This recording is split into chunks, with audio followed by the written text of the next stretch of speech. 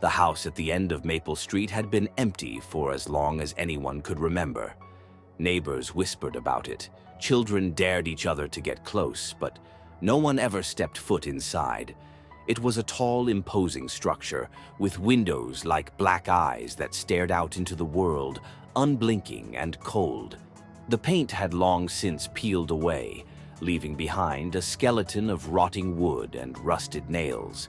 The yard was overgrown with weeds that seemed to grow faster than they could be cut, and the air around it was always just a little colder, a little heavier.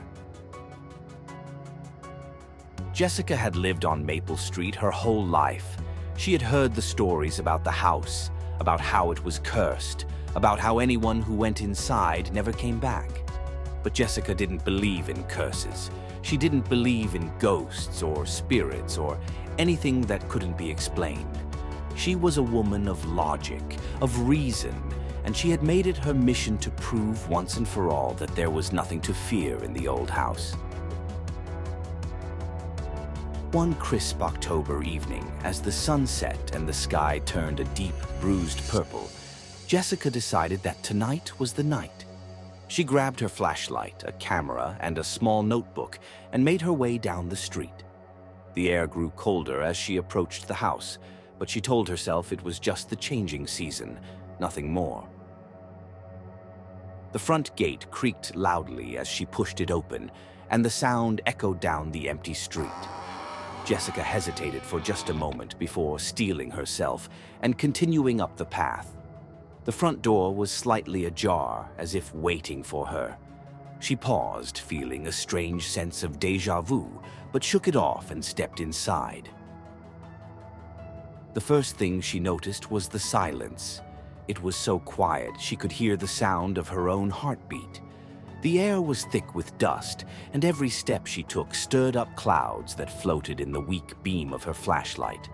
The house smelled old, like damp wood and decaying fabric, but there was something else too, something she couldn't quite place. A smell that was faint, but unmistakably foul. The foyer was empty, just a few pieces of broken furniture scattered across the floor. Jessica took a deep breath and moved further into the house. The floorboards groaned under her weight, and the walls seemed to close in on her as she moved down the long, narrow hallway. She opened the first door on her right and found herself in what must have been a living room. The furniture was covered in sheets, but the shapes were clear. A sofa, a couple of armchairs, and a large ornate mirror hanging above the fireplace. Jessica shone her flashlight across the room, and for a moment, she thought she saw something move in the mirror. But when she looked closer, there was nothing there, just her own reflection, pale and tired-looking. She continued exploring the house, moving from room to room, finding nothing but dust and decay. But as she climbed the stairs to the second floor, she began to feel uneasy. The air grew colder, and that foul smell became stronger, almost overpowering. Jessica's heart began to race, but she told herself it was just nerves. There was nothing here, nothing to be afraid of. At the top of the stairs, there was a long, dark hallway with doors on either side. She opened the first door and found a bedroom, empty except for a bed frame and a dresser. The second door led to a bathroom, the fixtures rusted and the tiles cracked. The third door was locked. Jessica frowned. She hadn't seen any other locked doors in the house. She knelt down and peered through the keyhole, but it was too dark to see anything. Her heart pounded in her chest, but she couldn't turn back now. She had to know what was behind that door. She stood up and tried the handle again, harder this time. The door creaked and groaned, but didn't budge. Frustrated, she threw her weight against it, and with a loud crack, the door swung open. The room beyond was pitch black, but the smell hit her like a wave, so strong and foul that she gagged. She shone her flashlight into the room and froze. The walls were covered in deep, dark stains, and the floor was littered with something. She couldn't tell what it was at first, but as her eyes adjusted, she realized with horror that it was bones. dozens of them scattered across the floor, picked clean. Human bones.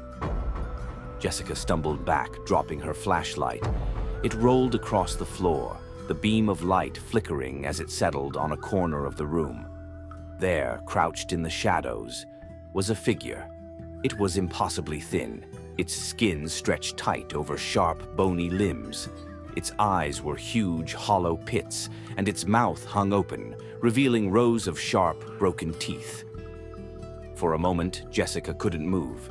She was rooted to the spot, paralyzed with fear as the figure slowly rose to its feet. It let out a low, guttural hiss and began to move toward her, its limbs creaking and cracking as it shuffled forward.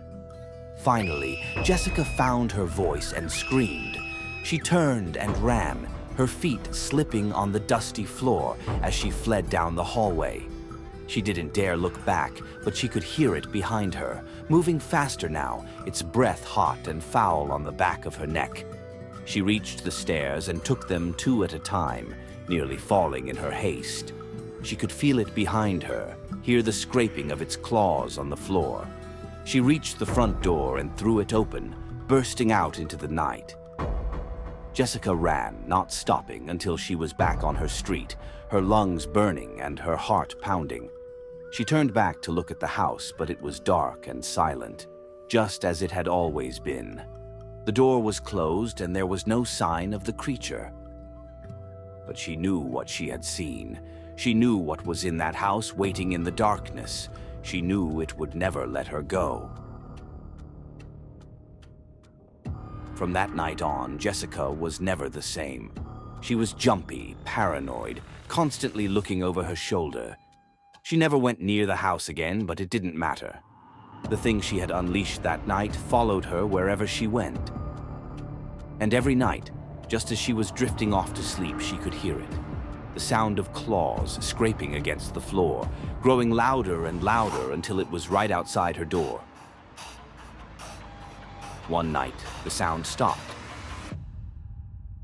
and Jessica was never seen again.